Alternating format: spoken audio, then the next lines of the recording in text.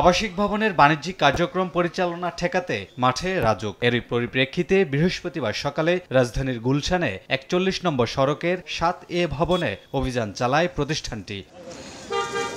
ভবনের দ্বিতীয় তলায় সেলুন এবং বিউটি পার্লারে অভিযান চালাতে গিয়ে মেলে অনৈতিক কর্মকাণ্ডের চিত্র। এ সময় আটক করা হয় ৪ জনকে। পাশাপাশি পার্লারটি সিলগালা করে দেন কর্মকর্তারা। আমরা ইতিমধ্যে ৩টি ভবনে অভিযান পরিচালনা করেছি। সবগুলো ভবনই আবাসিক এবং এই প্লটগুলো আমাদের আবাসিক প্লট। সেলুন বা পার্লারের নামে এখানে আসলে অনৈতিক কার্যকলাপ হচ্ছিল, আমরা সেটি অলরেডি বন্ধ করেছি। পরে একই সড়কে হোটেল ঢাকামারিতে যায় রাজুক। আবাসিকের ভবনটিতে বাণিজ্যিক কার্যক্রম পরিচালনা এবং অনুমোদনের তোয়াক্কা না করে ১৭ তলা নির্মাণ করায় হোটেলটি বন্ধ করে দেয়া হয়। অতিথিদের অন্যত্র সরিয়ে নেওয়ার নির্দেশ দেয় ভ্রাম্যমাণ আদালত। প্রায় দীর্ঘ ১১ বছর তারা অবৈধভাবে এখানে বাণিজ্যিক কার্যক্রম পরিচালনা করছে। এই ভবনটি অনুমোদন নেওয়া ছিল ১৪ তলা, বাট তারা সেখানে আরও ৩ তলা স্টিলের স্ট্রাকচার করে সেখানে তারা জিম, স্পা, বার, সুইমিং পুল এগুলো নির্মাণ করেছে। পরবর্তীতে বাণিজ্যিক বা অন্য কোনো সিদ্ধান্ত না হওয়া পর্যন্ত এর সমস্ত কার্যক্রম বন্ধ থাকবে। অনিয়ম রোধে এ ধরনের কার্যক্রম অব্যাহত থাকবে বলে জানিয়েছে রাজুক। আমাদের যে টাইম টু টাইম যে তাদের সাথে কামরুল হাসান,